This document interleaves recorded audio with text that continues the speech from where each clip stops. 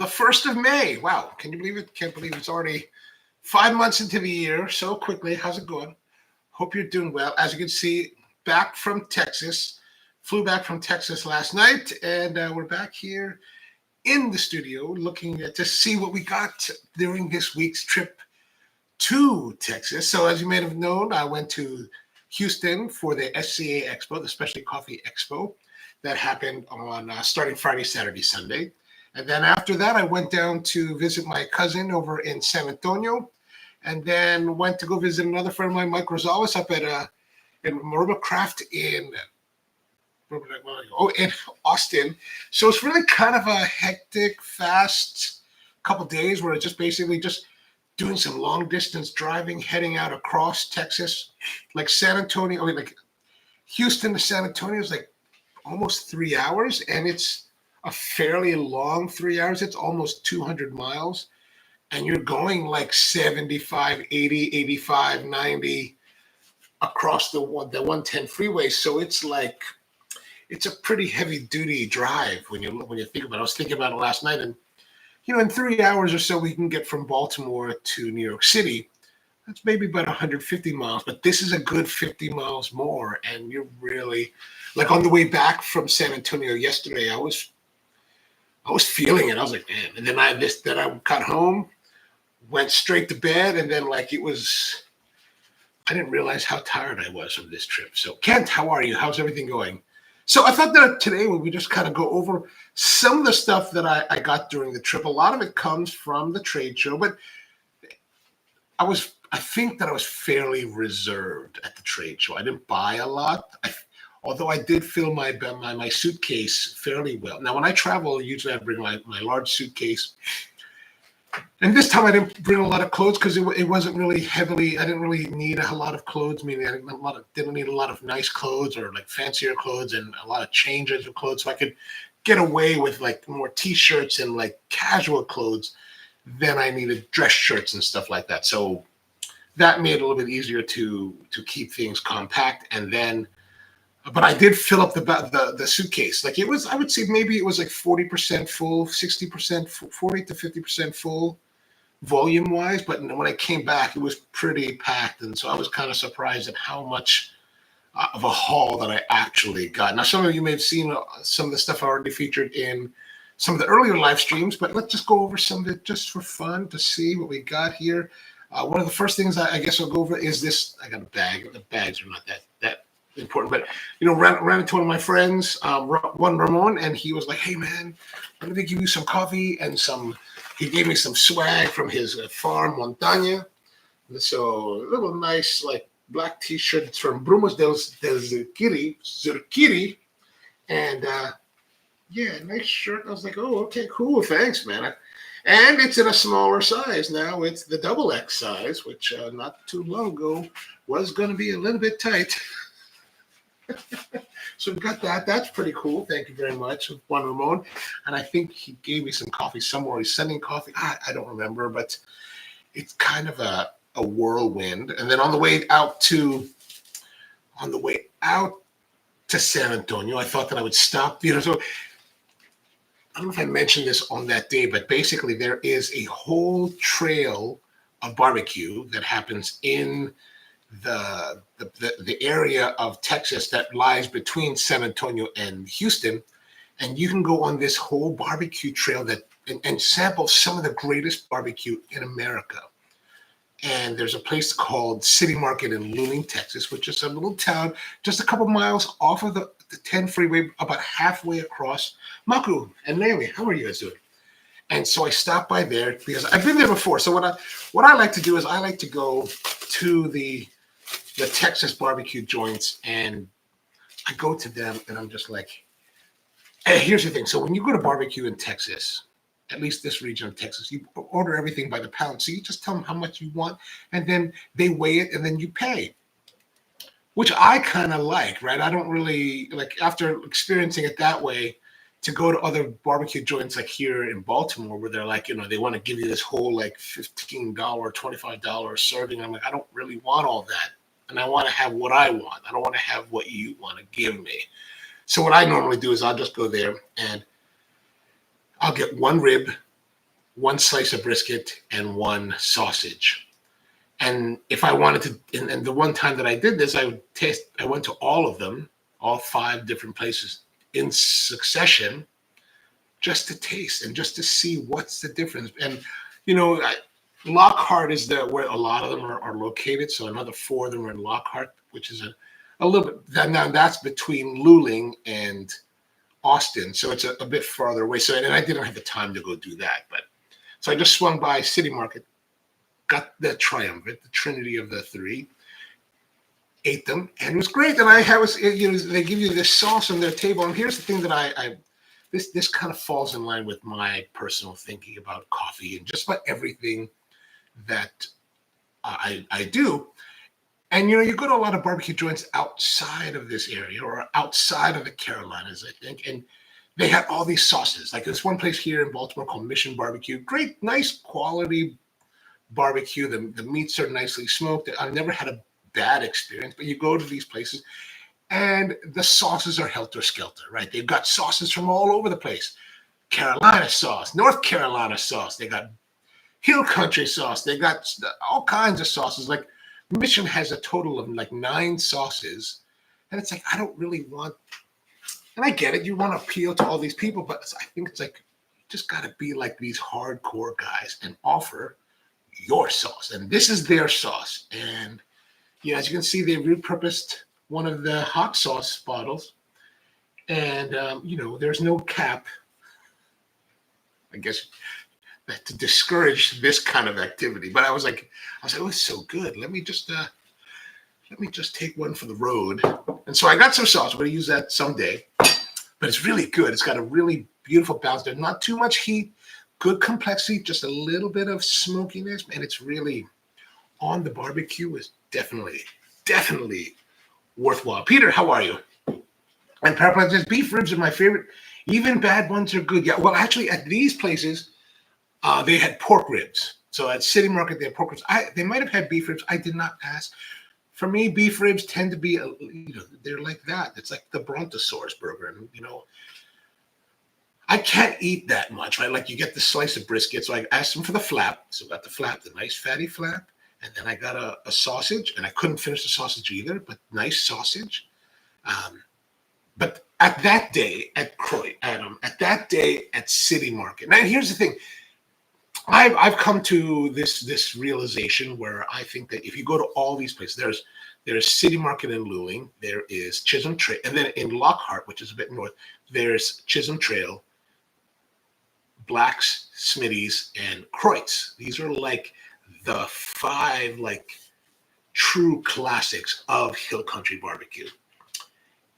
And you go, and I've done this, you go all of them in one go. And you could order one of each of these items and you taste them all. And on the day that I went, quite a number of years ago now, Kreutz had, to me, the best brisket that day. And when I say that day, like you hear all these people, they say, oh, this is the best, this is the best. I think if you go to all of these places, they're going to be very close in the flavors of their barbecue. But I think for whatever reason, maybe this one day, Kreutz had the best brisket. But if I went back the next day, maybe Black's would have been the best brisket, right? The way that the meats smoke, like today, the day that I was there at City Market, the brisket was a bit on the dry side. The sausage was a little bit of the dry side.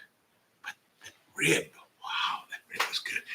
And they say that City Market is really better known for their sausage than the others. So I thought the sausage was a little bit on the dry side. Nice quality, nice flavor, just a little bit dry.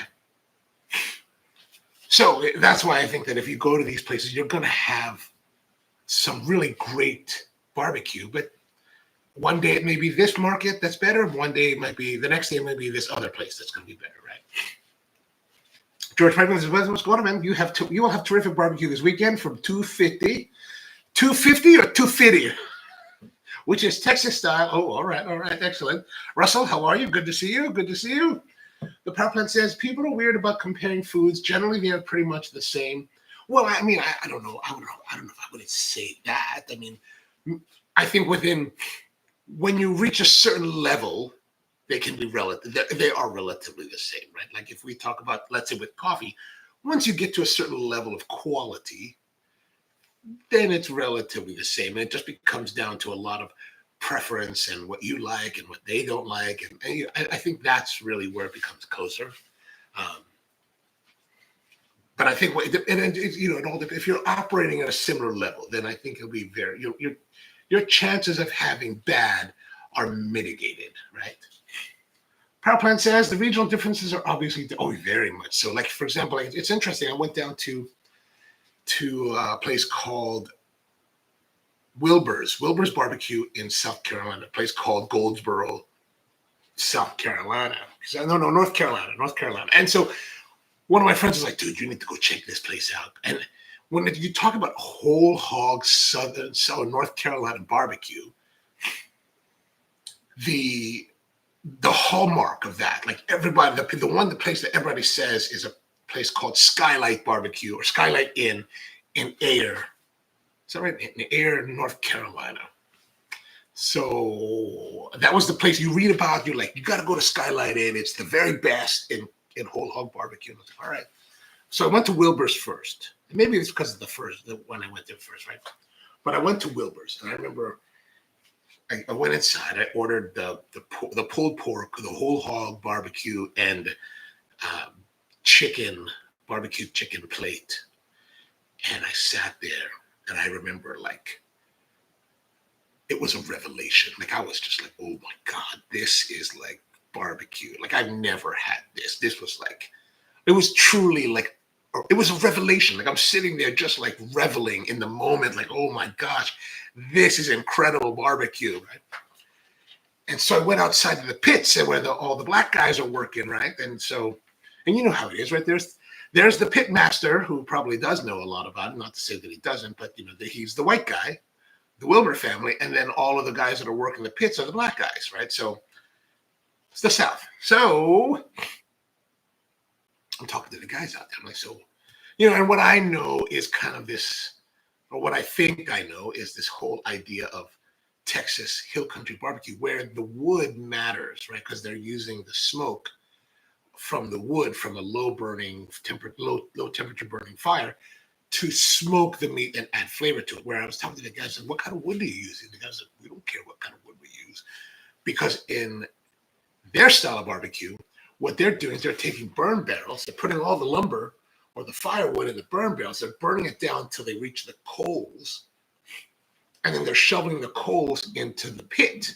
So it's not about the smokiness that they want to add. They're not adding smoke to it from the wood.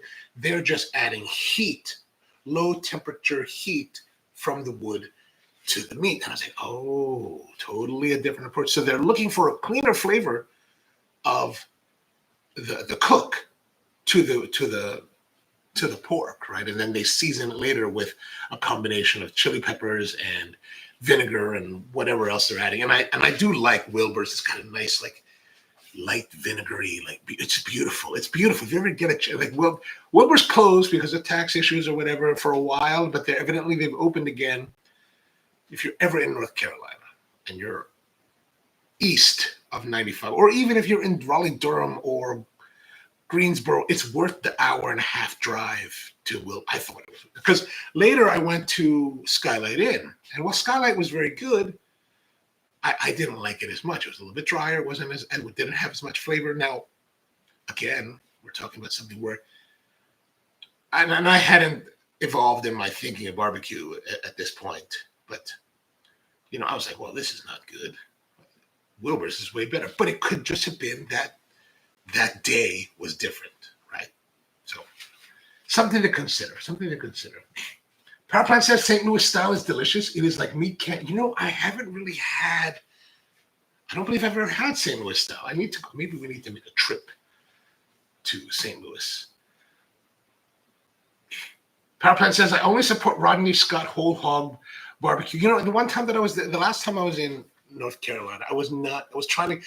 It was in an era when Rodney Scott was kind of between restaurants, I think. So I wasn't able to visit, but I would like to go. Oh, maybe I should make a trip down there just to eat barbecue. It's only about 6 hours away. It's not terribly far away. But so that's the barbecue. Another thing that I got here, I went to the HEB, which is their big grocery store, and I got this. One of my friends is makes chili. He's from Texas, so he makes chili, and he gave me a whole list of ingredients from Penzeys and a couple other seasoning manufacturers. And you know what? Here's the thing. So when I think I mentioned this the other day when we were in Texas, but he has this very particular recipe. And yes, I could use McCormick. Like McCormick is quite literally down the road. Like worldwide headquarters is very close to where I live. But it's not going to be the same, right? Unless you have the actual flavors that these Texas guys are talking about. I don't think it's going to be the same. So this is the only one of all the ingredients list that I have. The HEB only had this one. This from Gebhardt's, which is, I believe, a local Texas company. Is that right? Oh no, Conagra brand. Oh, it's another, conglomerate. Never mind, Conagra. Forget that. But at some point, I will have finally collected all of the spices for this chili, and I'm going to make it. That's the plan. All right, so let us. But let's do this first. Before we go through all this, let's do some coffee brewing. What else I got? So I told you. I think I mentioned that I got these chips. These are the HEB Texas corn chips that are supposed to be better than Fritos from Frito-Lay. We're going to try that out at some point. Not for the moment. And when I say try it out, it might just be a report to you later, like, oh, it was really great, or it wasn't as awesome, because I'll probably eat that in my own world of silence, in a cocoon of debauchery, typically with Fritos and Diet Coke. So here's my hat from Squeaky. I think I showed this to you the other day because we got that during the show, so it fits nice. Another thing that I got, whoa, there's it here. Oh, they also gave me, let's see. Okay. I don't normally get hats because I got two already, but one of my good friends, Darren Berlin, now works for La Marzocco. So he was like, oh man, you want a hat? And I was like, oh, all right. So they gave me this hat, which I haven't sized yet, but basically it's, if you know La Marzocco, then you might know what these three circles are. And if you don't know, these three circles are representative of the three buttons on the new Linea PB espresso machine. So these are the control buttons. So instead of having the old membrane type of switches, now they have these LED illuminated buttons. Kind of nice. I was like, okay, that's cool. Thanks, man. I appreciate it. So I got a couple hats. But I think the sneaky is more goes along with my Texas kind of Western shirt here, which I picked up yesterday at a place called Cavender's, which is a local Western wear shop, boot store in Texas. And I was like, ooh, I got a deal on these. I got buy one, get one free. So for $47, I actually got two shirts. This was actually the cheaper one. I didn't realize it was like only $20, but whatever. I thought it was kind of cool. I was like, this style of shirt is actually outside of my comfort zone, right? Like I like little tinier patterns, or just kind of like maybe plaid-ish kind of pattern, just because that's what I think it should be. But there's this guy working at the Cavender's named Nathan, and he was wearing something similar to this. And I was like, so what do you think about these two shirts? There was like two different types. And he was like, that's kind of my style. And I was like, I know, that's what I was asking. And I said, which of then how about these two, this one, and the other one? I was like, so what do you think about these two? He said, I'd say get that one. Right? And I was like, why is that? And I was like, tell me why you think that, because I'm curious to know. And he's like, well, because this one has some red, so you got some flare, a little bit of blue, and then there's the gray. And the gray is a little more neutral. So it allows you to pair that shirt with, a wider range of outfits. And I was like, well, right on. I appreciate you, partner. So thank you, Nathan. I appreciate it. Then turns out though that I made a mistake. I was on the way to the airport, so I swung by. It's kind of in a rush, and then it was so like I said, this is a buy one get one free shirt setup. And I left, and I paid all this money, and I didn't even think about it. And then I got to the airport, and I was like, wait a minute. I spent $85. I'm only supposed to spend like $50. So I called them up, and the cashier was like, well, I don't know if there's anything we could do for you. And I said, well, I'll just call the 800 number. She said, hold on a second. So she got her assistant manager, Shannon, on, and Shannon was like, hey, let me see what I can do because, my manager's not here today. He'll be back tomorrow. Let me get your number. And I was like, I'll call you. And I'll call you and let you know what we can do. And I said, that's fine. And then she was like, well, maybe we can give you like a store credit because they have some kind of restriction on what they can do for refunding. And I was like, no problem. And I said, I can buy more stuff online later if that's necessary. But, and she was like, okay, let me call you tomorrow. I'll call you back by tomorrow. I was like, cool. And yeah, this is what I like. I like, she's like, I'll call you by tomorrow. I'm going to talk to my manager and I'll talk when he comes in tomorrow and I'll take care of it. And I'll call you, let you know exactly how we're going to proceed. And I was like, oh, no problem. She calls me back within like half an hour, 40 minutes and sends me a text. She's like, everything's been done. We refunded your credit card. No problems. Have a great day. And I was like, under promise, over deliver. I love that. Thank you, Shannon. I appreciate it. So Cavenders, they stood up very well. I was very happy. All right. So while we're going to talk some more and go through all this slowly, let's do some brewing. I did catch some more stuff from the show I got from Kogu. I know that power plant's probably like, oh, more of this Japanese stuff. So I got this brewer from Kogu.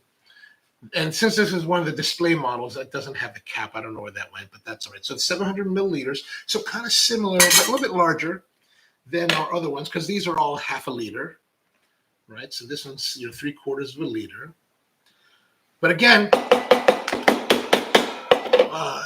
break resistant. I also got this tea one. I thought this tea brewer was kind of neat. I was like, oh, look, tea brewer. This is really more for my own personal pleasure. And then I got one of the medium sized of the brewers. And then what else I got? Also, what I got here was, here it is. They make these filters. These filters, the ones that are cloth. I think they're linen or something. So we're going to use that today to brew the coffee. And then we're going to get our fellow scale. Dev, good morning to you. And Prabhupada says that particular type of teapot is called a kyusu. Thank you. Thank you very much. I never can remember all the details. I appreciate the help with that. Okay, let me just open it. We're going to use this coffee that Mari Portillo gave me from her farm, Finca Fe Gracia. We talked about it in the past. We've drank her coffee in the past. Always beautiful stuff. And let's see what this is. It's from the La Capucas region of Honduras. And as I may have mentioned that before, Fe and Gracia are her two daughters. So she's named her thing after her coffee farm after that. Red Katuwai, washed from about 1,200 meters. And it should have some sweet chocolate. What is it saying? Sweet chocolate, lime, panela, silky body, long caramel, aftertaste. And panela is this brown sugar that is made from the molasses of that is extracted during the refination or prior to the refination of cane sugar, right? So when they press the sugar cane, it comes out as a liquid, and that brown liquid is the sugar with molasses, the natural molasses. And so let us open this bag up here. Red Katuwai.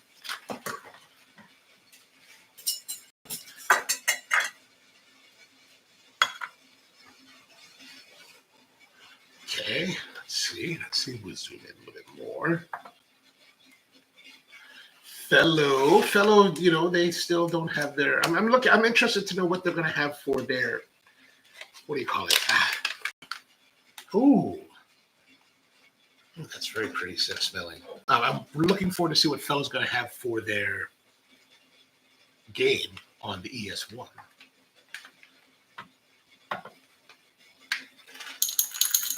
All right, we're going to go for our normal brew size. Maybe we don't need to go for normal. Let's go this way. We're going to use our normal brew ratio. Let's use 13 grams. Okay, 13 grams. That way I can save it for later. And now we're going to use, oops. This is the what do you call it? This is the Kogu. I also bought one of these, the Kogu hand grinder. Now, you know I don't like hand grinding, but I kind of thought this would be kind of interesting to have and to check out. So let's have a look at it. I did ask the guy, I said, what's the difference between this and the Porlex? And he was kind of honest. He was kind of like, well, there's not too much difference other than the way that it filters, right? So the big thing about this particular what do you call it? This particular grinder is that you take off the top or the bottom, and it has this mesh, so you can filter out some of the fines, right? And I thought, well, that'd be kind of interesting to play around with and try. And then how does it work? It comes apart here, so you've got two sections of coffee sizes. We should get rid of all this excess coffee there. One of the things that may be problematic, of course, as you can see here, you probably need a brush to shove down there and clean out the area where the mesh is. And another thing was that the mesh is protruding from the bottom, right? So you can just sit it like that, no problem. But if you sit it otherwise, I wonder if it might have been better if it was more like that, so that you could stand it. But maybe that's neither here nor there in actual practice, right? So we're gonna, and then you've got those feel like they're larger than. I'm gonna have to compare that, and I feel like I have no real reference. I mean, I'm just making a quick thought. I feel like that's different, bigger, but who knows? And then you just turn this to change the depth, right? How far away they are.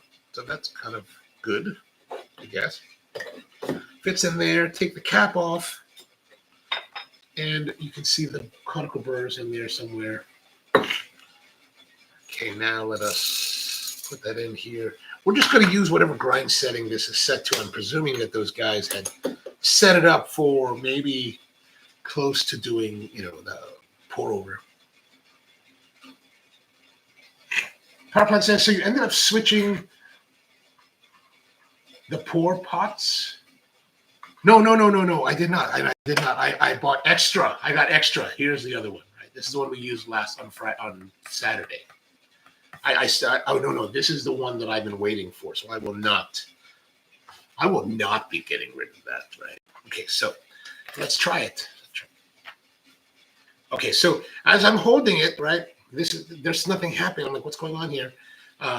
What's happening is that I'm holding it and it's spinning. However, it's spinning on these pieces, it's not being held here. So it looks like you have to hold it here at the top, which makes it a little bit ergonomically strange. And the smooth brushed surface and my, kind of maybe dry hands, it's slipping a little bit. So it's a lot of resistance and it's coming apart. And this is not stationary on the piece. Let me push it up. Maybe if I push this up, it will be better. Initially, my response to this is, well, it's a little more complex to use than the Porlex. Because now, and if we look at the sections, right, this is the part that has the mesh. This is the bottom catch. The actual body is actually really small. Like, look how small that is. Like, it's not. And if you have to hold it there to get the maximum amount of grip, it's not as easy to use. And now I have to hold. So now you have to spread your hand to get all of it, right? So that doesn't. So hopefully it doesn't fall off now. And because now I'm only holding it with two fingers here on the top part that you really need to secure, it's not as secure. Now, it could be just my hands are dry, and if you have more sweaty palms, you might be all right. But, this is just my initial impression, so we're just going through it. And, it went fairly fast. Like, we're almost gone. Yeah, there it's all gone now, right? All gone.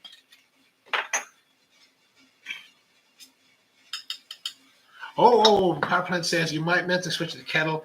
I did.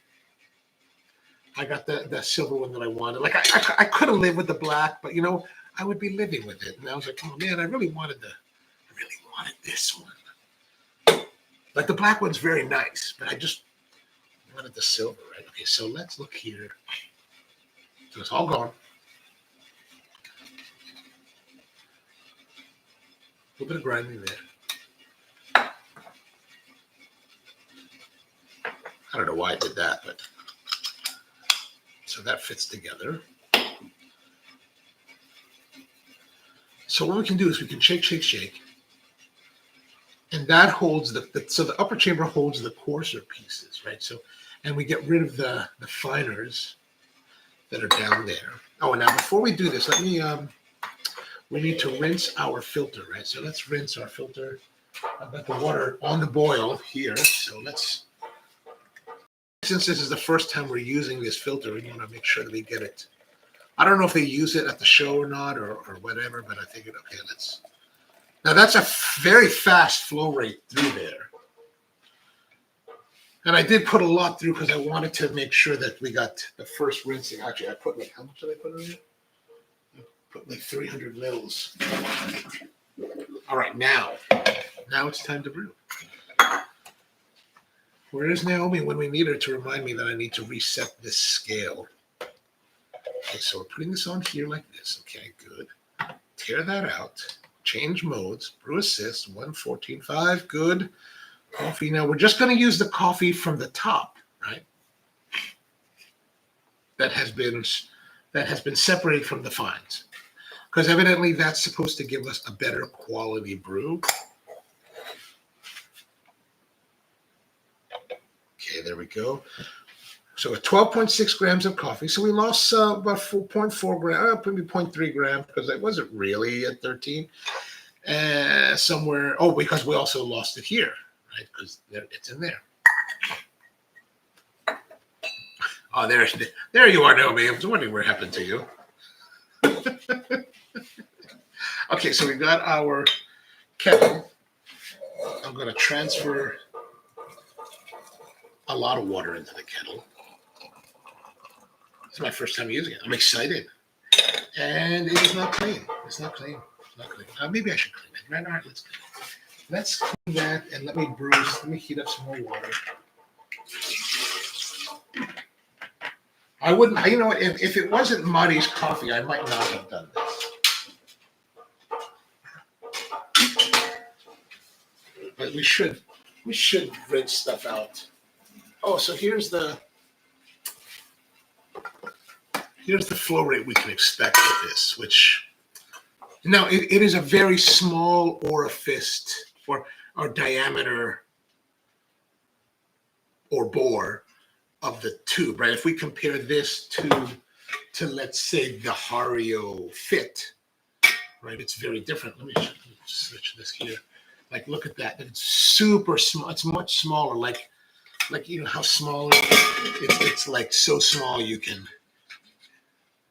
insert it. You can froth with it. Right?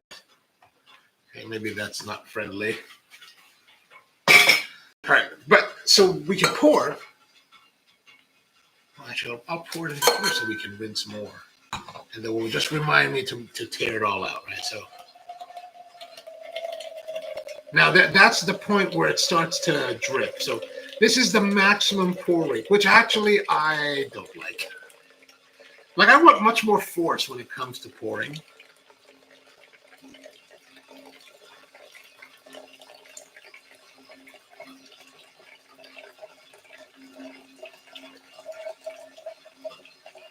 Yeah, like it's not. So the restriction. So unlike unlike the Stag EKG, which has a flow restrictor embedded into the product, this is just restriction because of the diameter of the thing. Now, I wonder how hot this is. It's fairly hot. But how about here? Like, do I really need this? I don't know if I just got this leather thing to go with it because I thought it was cool looking, not because I necessarily need it. I probably could have made one myself, but it's all right like this, or like that, right? So let me just, okay, now the other stuff's ready. There is a little bit of a notch. Yeah, there's a little notch here, a little nub here.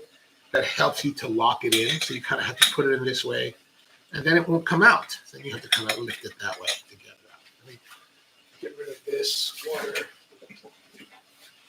Okay, now let's go back here again.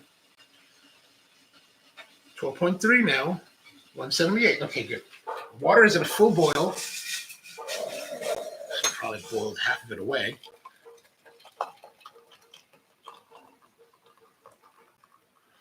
So I want to pour a lot more than I need to have that thermal stability. Okay. And now we're going to hit this button, right, Naomi? Is that right? Okay. Yeah, okay, that's right. And now we will begin.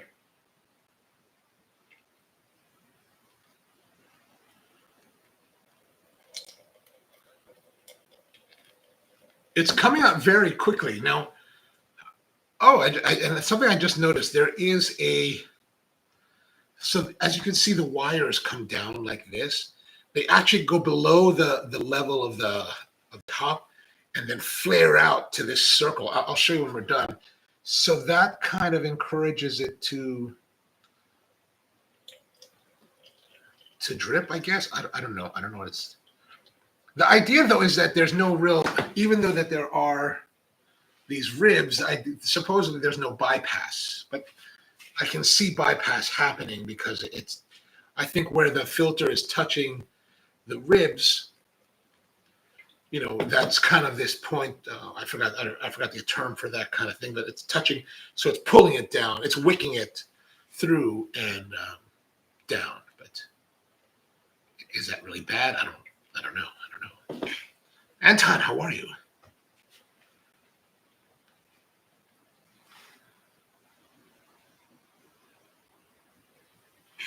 Ken says that's a good pouring kettle to use with a Cafe Deep 27. Okay.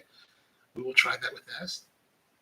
Now that I think about it, I should have got the smaller brew kettle, the pouring kettle, because I could use that in a travel kit probably better than this larger. This is not even the large one. This is kind of the smaller of the pouring kettles. Okay, we're going to 178, so we're just kind of going to go there. Like, I'm not really paying attention. Now, I do think that the cloth filter goes very fast, so it might be a good alternative to a Siberist paper.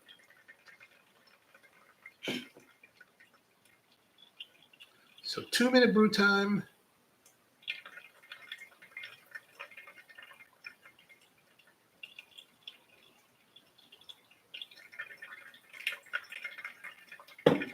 Now, I did show you this already. This is the little travel bean holder that goes in the pot, so we won't go through that again.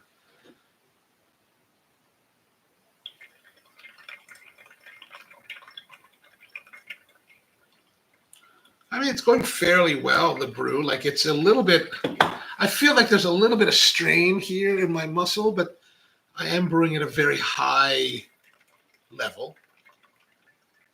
Like, you know, physically high. So there's that. Okay, 178, it's almost there. 178. Okay, and 2 minutes, 52 seconds. So, all right, there we go. What I also picked up was this cup here. There was this guy, there are these people selling titanium cups. And I thought that was kind of cool. And actually, this texture is not the same as the one that I saw. Actually, this is not as cool. There's this one that had more flaky exterior. This is a little bit more smooth. Now, one of the problems, so this is just straight up titanium, right? So very lightly done and, you know, not bad. I'm actually disappointed that it doesn't look like the one that was on the show floor. I didn't even look because, you know what? I figured I didn't have to worry about it. But it was like $10 or $20 or some relatively low cost. So I was like, okay, I'll put them on. So to clean it, I'm just flicking it out. And there is some leftover residual stuff in there, all clean. Here's my issue with this, right? Like, you've got this stuff to clear it out. So how do you clean it?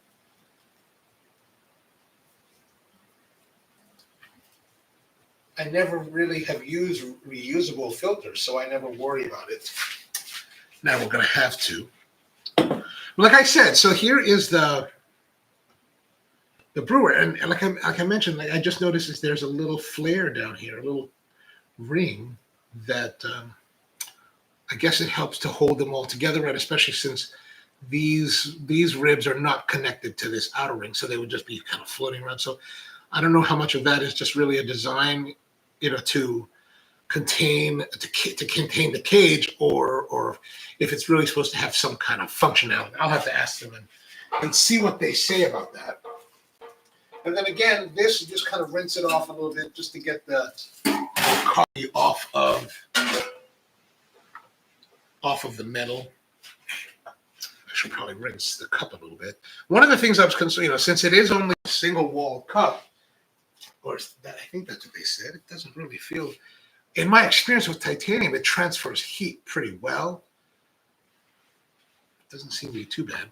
But hopefully it's I think titanium as a vessel will be relatively inert. So I put a good bit in there. Let's see. Does it get more?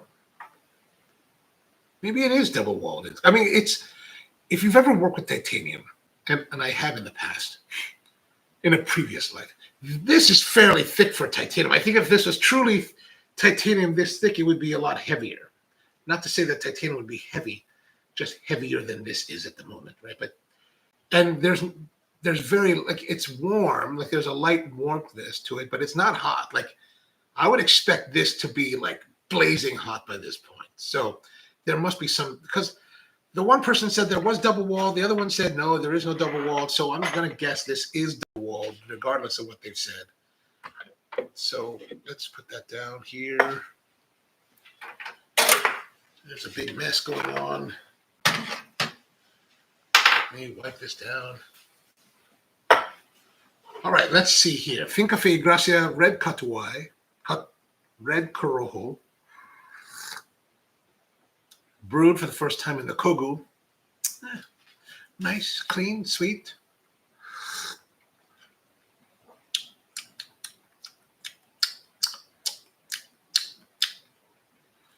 There's an interesting character that I'm not familiar with. It. I don't know if it's coming from the new style of brewer, or maybe the way the coffee was ground, or maybe this titanium cup. But not bad, not bad, not bad.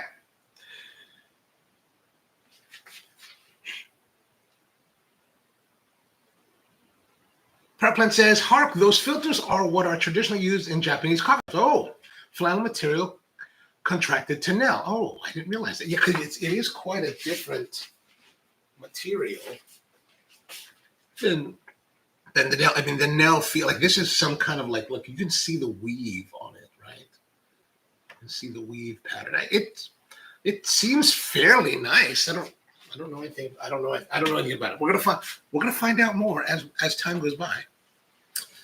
What else did we get here? So I have the day before that I showed you guys on the live stream that we went to Aeropress. We went by Aeropress, met up with Ben Jones, who's the 2016 champion, and he gave us these Aeropress mugs. I was like, oh, that's awesome.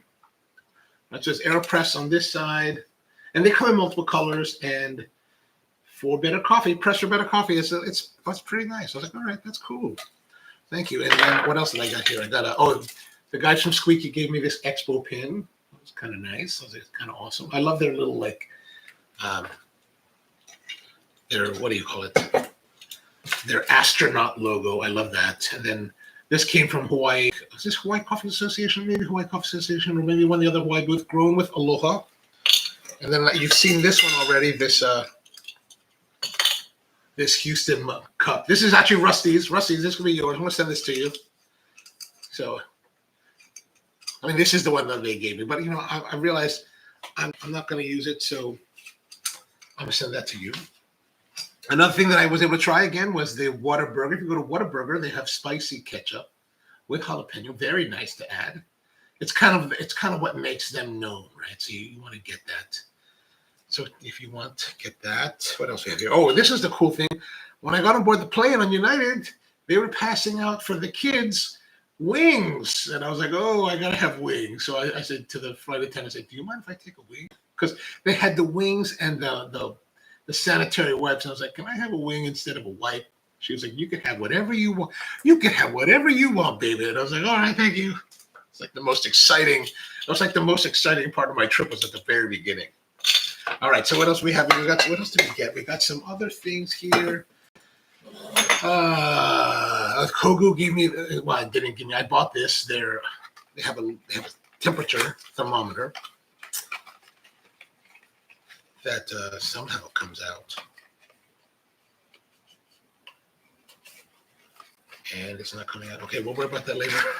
We'll worry about that later because I don't know why it's not coming. So exciting. So I didn't just go to, of course, the expo. I went around and some of the other things I bought. I went to the woodworking shops, of course, and as you know, I got the bevel gauge. Like early the first day, I was like, "Oh, bevel gauge, this is amazing." And then as I was going around to other woodworking shops, I found this sandpaper, Festool sandpaper abrasive. Now you're probably thinking that's ridiculous. You flew all the way to Texas and bought sandpaper because it was on sale. Look at this. Normally these are $33 for $16.50. I was like, oh, 150 grit Rubin 2 good for like, when you're like sanding wood surfaces. I was like, and this is in the Delta shape because I have a Delta shaped sander. And I was like, I could use that. You could use that. So I grabbed this, and then another shop I grabbed this box because I could use a more coarser grit 40. So this wasn't a discounted price, but it was just something I could use. So I picked that up. So that was great. That was, to me, very exciting. Another thing that I got was I ran into a friend of mine from Roasting House in Riyadh, Saudi Arabia. And he was like, would you like some coffee? I was like, well, I would love some coffee. So he gave me some of their coffee. This is their Bounty Oasis from Roasting House. We will taste this on this show at some point. So really nice. These guys have beautiful packaging and they do a really great job with their coffee. They, the one thing about Saudi, a lot of Middle Eastern coffee roasters, they're buying really wonderful quality coffees, and they're so invested in coffee. They've gotten so deep into it. They buy high quality coffee. They take a tremendous amount of care in order to roast the coffee. So you really, in some respects, you can't go wrong with all these Middle Eastern roasters.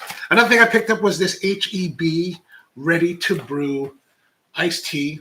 I was actually looking for a company called Community Tea because, again, my friend from Texas was like, I think Community Tea is the best iced tea. And I was like, all right. So I was like, and while I was the HEB, I was like, do you have the Community? They're like, no, we just have this. And I was like, all right, this and Lipton's. I was like, well, I got Lipton's at home. So we're going to try this at some point.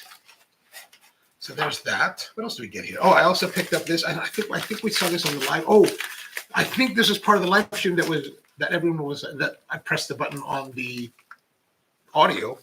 But my friend John Guzbekian was standing in for his friend at one of the booths that does white labeling of teas, and these are like white label iced tea packs that you put. So you take this frac pack, you tear it open, and you put it in a tea brewer, a commercial tea brewer, like Bunn and Fretco make these tea brewers where you kind of put this in your like coffee style brew basket, and it brews the tea with a certain amount of water, and then it also injects cold water into the brew vessel, separate than this, and it makes tea. And I was like, he was telling me, oh, they use a lot of Kongu tea in these blends. And I was like, what, Kongu? And he was like, yeah, man, if you want, just take some. I was like, he's like, take as much as you want. And I meant to go back, and I totally forgot at the end of the show to go back and get because I was going to get a bag and fill it, because Kongu is one of my favorite iced tea. So I got these two, and this will last me a while, but I'm like, oh, I could have had like a whole more. So bummed out. And then I think I showed this to you the other on Saturday. I ran into Ken Olsen from Barista Magazine, and he was like, you should get a bandana. And I was like, there's my bandana. I should probably wear it or something. But my neck is kind of big, so it probably doesn't fit too well. Justy says, awesome AP mug. It's nice, huh? Oh, where'd it go? I've already lost it. Really, I did. Oh, there it is. Over there. Okay, good.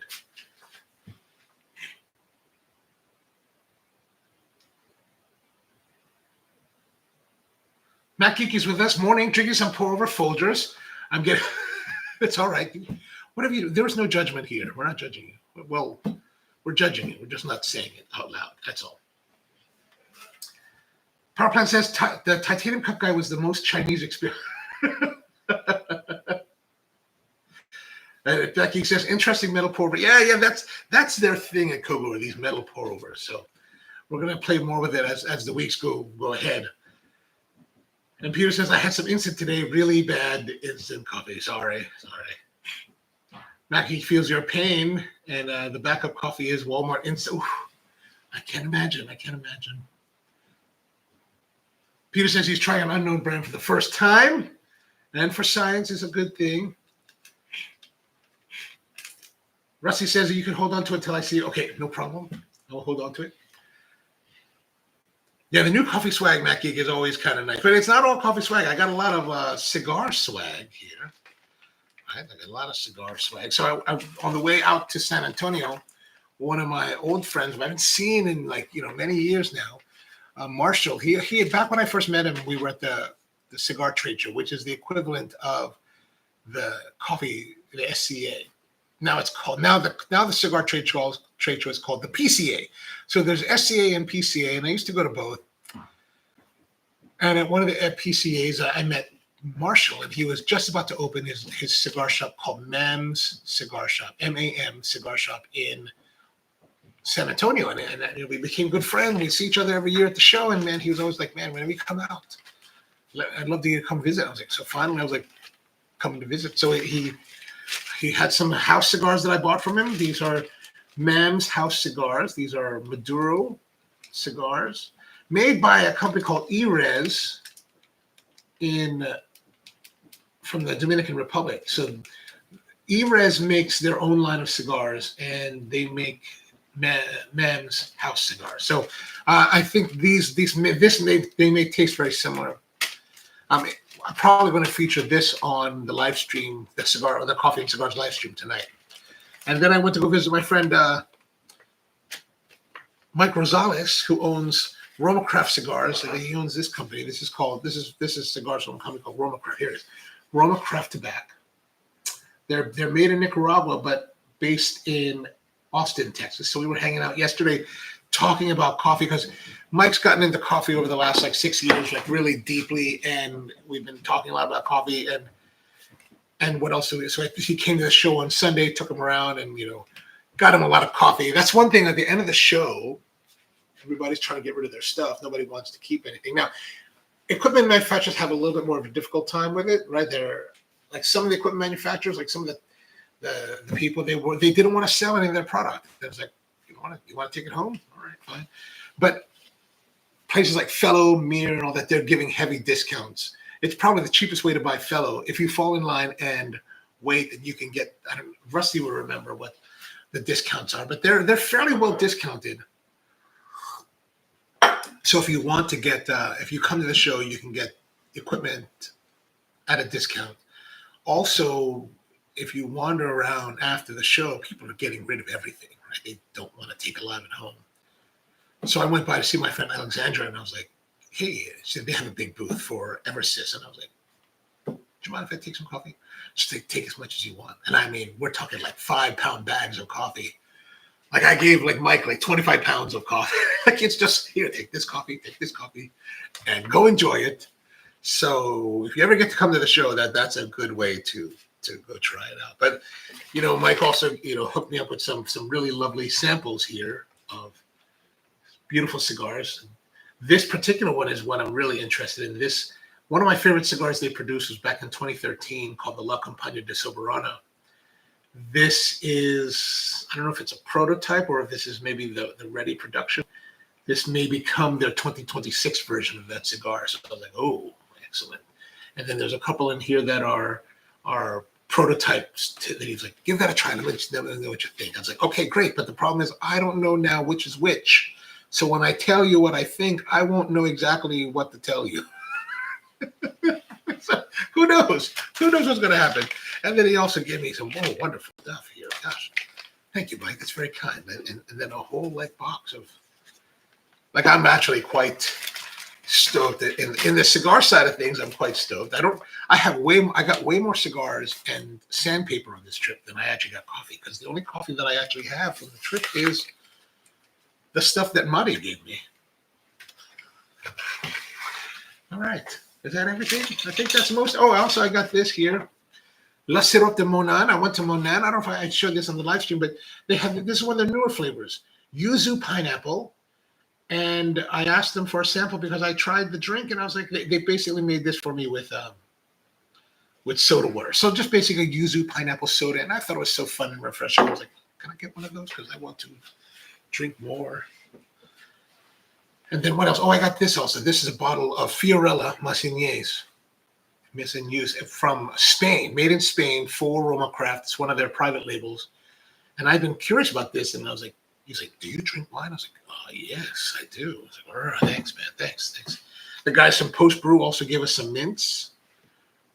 These are after coffee supplements. So they're peppermint flavored. They're supposed to be designed to reduce the amount of halitosis that you have from drinking coffee. And then I got a couple of these cupping spoons from the guys from Source Smart, from Sucofina. Sucofina gave me a little cupping spoon, nice, and like, it looks gold, but I think it's really more of a, I think the way that it feels, the way that it looks, the brush look, it kind of looks to me to be like some kind of anodized aluminum, where this one is from Cafe Imports, and this is a more of a stainless steel, but nice, so you can.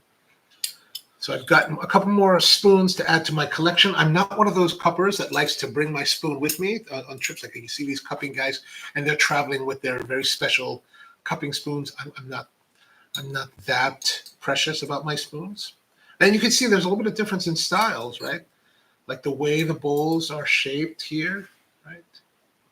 This one's a little bit flatter. This is a little bit like more spherical. Does it really make a big difference? It might, depending on, how much you feel. But I'm happy using very relatively flatter soup spoon because, I'm not so affected.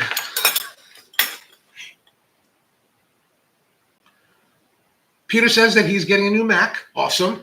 I was thinking about getting the new MacBook Air, because I'm like, the MacBook Pro that I'm using for this live stream is a 2015 that, as you know, kind of acts wonky. But my travel one, the one that I actually use on a daily basis, my daily driving MacBook Air, is a 2013 MacBook Air. So it's pretty old, but it does everything that I need it to do. Like it does it.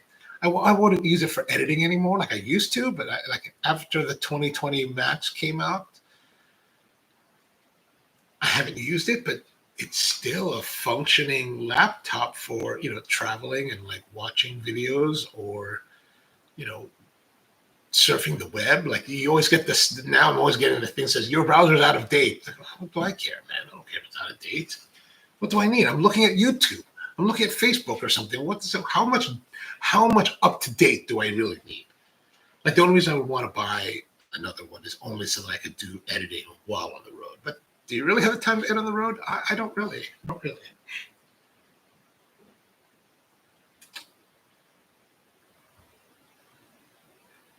Mac Geek says, I use an M4 Pro Mac English. Mac Mini myself. Oh, nice. Power Plant says, the carbon footprint of Saudi coffee is crazy. Yeah, but is the carbon footprint that big? Because if we think about it, let's say if the coffee came from Yemen. Not too far, right? Not too far. Even if it came to Chicago, right? Peter says, bro, I'm budget coffee and Mac user. Nice. Wait a minute. Mac usage doesn't normally mean budget, right? And all Macs are good Macs as long as they do the job. See, yeah, exactly. And I think that I find them like very usable. Like I don't know if I could have a PC that was. I don't know if I could be used if I was in the PC world, which I'm not. I don't really know anything about PCs, so I can't really speak with any level of authority on this. But my understanding is that if I was in the PC world, it would be highly unlikely that I'd still be able to use a 2013 machine for what I do today. Like I still use, or I was using a very old, like a 2010 PC for the longest time. but it was only doing very small, very one, like, roasting coffee and running a software for the roasting. So who knows? Who am I to say? Who am I to say? Peter says he doesn't want to buy a separate screen. Nobody's asking, is that anything? Yeah, I got this yesterday. This is my schnazzy Western shirt here. So I'm all ready for the Dust Bowl. In case it kind of comes up, right? All ready. Russell asked, did I drop by stand-up? I totally did not. I think you mentioned it during one of the lives, and I totally forgot about it after that moment. And I didn't even realize that they were there. Like, somebody else said something about stand-up, and I was like, I didn't. So unfortunately, no, I did not. What were they offering? Did they have anything really cool? Because I walked almost every row, but I don't recall seeing it. Peter says the coffee snobs are totally judging you. They should. As they should. Naomi says those are some dark cigars. Yeah, I do like. So the Maduro cigars are like this one, right? This one, Maduro. Maduro really means that they're aged. Well, they're not. Maduro means like older. But in this case, I think they're oxidized a little bit more, fermented a bit more to get a little bit more depth and complexity out of them. It doesn't mean they're stronger. It just means that they have a different level of complexity to them. And are they strong? Like these are not so strong, more mild, more medium. Whereas some of these from Roma Craft, these are the ones that I brought, not the ones that I... some of them were gifted. Some of them were brought. Some of them are a little bit more forceful. And then there's some that are like, holy smokes. Like, you feel like you're being pounded on. Like there was one cigar they came out with in 2018 that I really felt like I was just getting hammered in the face. Like I would be at my friend's house. I was trying the cigar, and I remember I'm like puffing away at the cigar, and it was so heavy that I was actually like you puff on it, right? And the smoke is here, and I'm actually physically trying to bend down to like get it out of my face because I was like, oh, I can't. It was truly like a force of nature. I was like, good Lord. Rusty says, I got my first Barazza Prezzo for $100 because they didn't want to ship stuff. Yeah, see, there it is. You get like really nice deals on stuff you didn't want to ship home, So if you ever come to the show, it would be, you could make it, there is a strategy for coming to the show and spending amounts of money that you could parlay into solid reasoning to your significant other on why you had to go and why you had to spend the money you spent and how much you saved by doing it, right? This is men logic working, right? We're like, if I go to this place and I spend $1,000 to go to the SCA, I can get $100 off of my grinder. Babe, I save money. That's how we work. That's how you work it, right? That's the way to work it. Rusto says, can I get a discount on the K's Van Western Spiritello? Oh, that would be a nice thing. I don't think Weber guys were gonna like try to sell the Spiritello though. Would have been nice. Speaking of, here it is. Okay, so here's a show exclusive for you. If you're interested in Pesado, which is that company that makes the shower screens and nice tampers and stuff like that, you'll only see it here. Go to pesado.com.au and use this.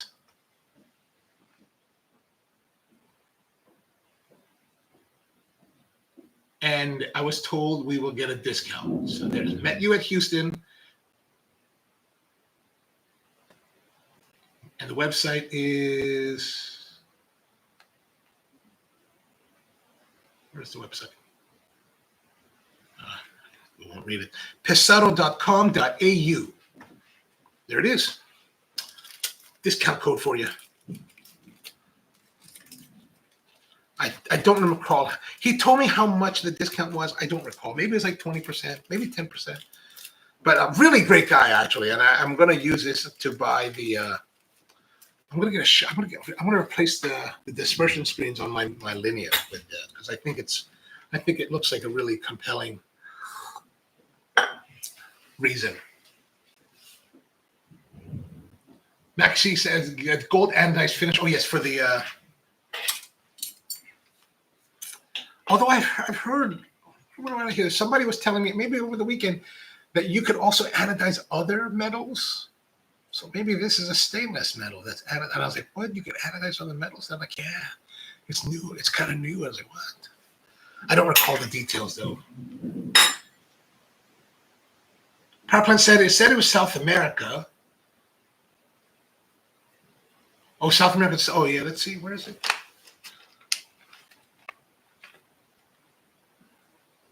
Oh yeah, Colombia. You're right. So Colombia to Saudi, but sometimes they come from Yemen. I'm in America. We don't worry about those kind of things because we just like to take and take and take.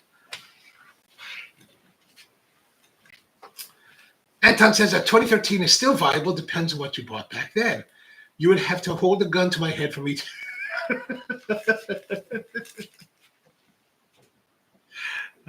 Marcus says Maduro means mature. Sounds nicer than older. Oh, thank you.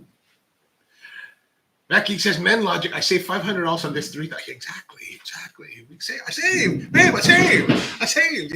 I could have spent $4,000, but I spent $3,500 by spending another $1,000 to go to the show. Oh, another thing that I got. So I was in San Antonio, right? And I still don't know what's going on in San Antonio. But my cousin was telling me about this. There's something in San Antonio called Fiesta, and the Fiesta of the Roses or something like that. But basically, it's this thing that happens, I guess, this time every year. It's huge. It's a huge event. There's like celebrations all over, and the people of San Antonio also collect pins, and all these companies make their own Fiesta pins every year that people buy as collectibles, and I think they wear them, and maybe they trade them. Like my cousin, even though she's lived there for like 5 years or whatever, she has no idea what it's really. But it's one of those things that happens, and you kind of like want to avoid the crowd, so you don't go there. Like we went out Monday night to this restaurant that's normally pretty quiet. It was pretty jammed because there's a lot of people in town for Fiesta. But it was kind of interesting. So I was looking, and I was like, "Oh, a pin! I got to find a pin." So we went by this place in this place called the Pearl District 2 nights ago, and we had dinner there, and I went after dinner. I went by this ice cream shop called Lick, and they had a Fiesta pin. So I bought their Fiesta pin. Evidently, all the companies make their own pins, and this one, I don't know why it has that little bit. It's got a ribbon or something. I have not opened it, so let's see what this is all about. It sticks onto your clothes like there's a pin here. Oh, it is. It is like a ribbon. Look at that. That is kind of cool, like a medallion. So I could put this on my shirt here.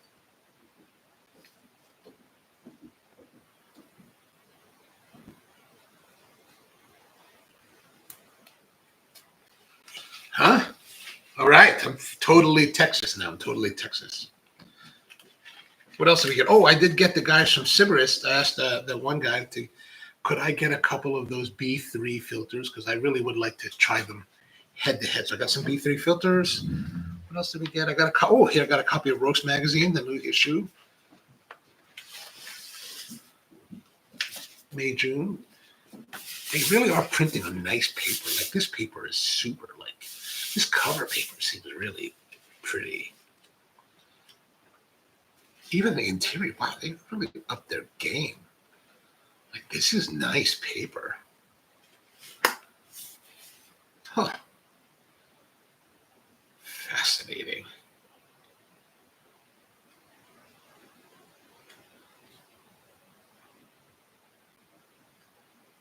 Let's see what's in here. Huh. Yeah, so nice work, Connie. I like that. Awesome. All right. Anything else here? What else did we get? Anything other interesting stuff? That's it. I got a lot of stickers and stuff like that. So some stickers. This Coffee Life. Dismas Smith was one of my old friends, Dismas. He runs a company called This Coffee Life. Nice quality stuff if you're interested. A whole bunch of other stickers here. I don't know what I do with these things. I get them and I'm like, what am I going to do with this? I don't know. Like some people put their stickers on things that I don't really have. This is from that tamping company, Canal. I thought that was cute, like a patch. All right, so that's kind of, I think, everything, or a good sampling of everything that I got while in Houston. They always say, how much did this come for? He told me when we're at the show, but he gave this to me on Friday, so I don't remember how much it really is anymore. But give it a try if you're interested in this stuff. I think they make some really. The baskets look really nice. The tampers look pretty awesome.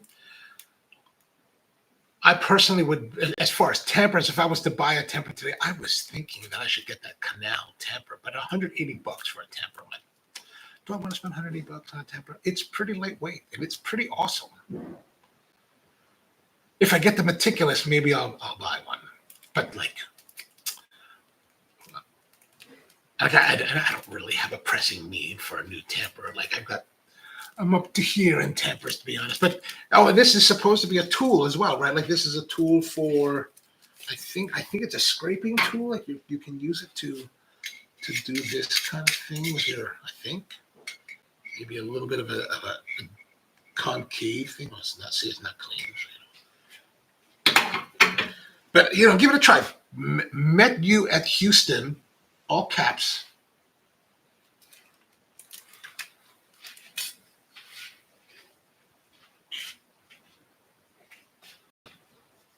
Carpenter says, how long did that affect you at that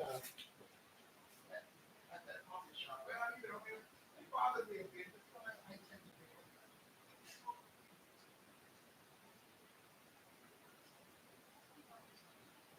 Awesome. That's really what it is. I get so drained by those who are,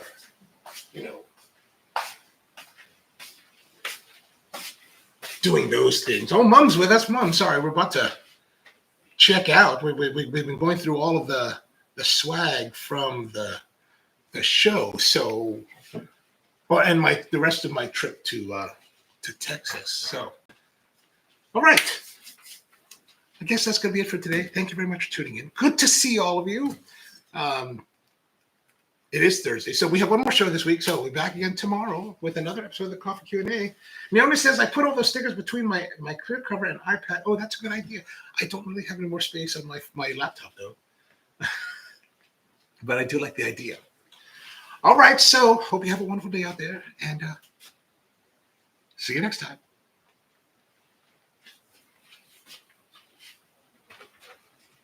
Yes, see you tonight, Mom. And you, Kent, and Matt Geek.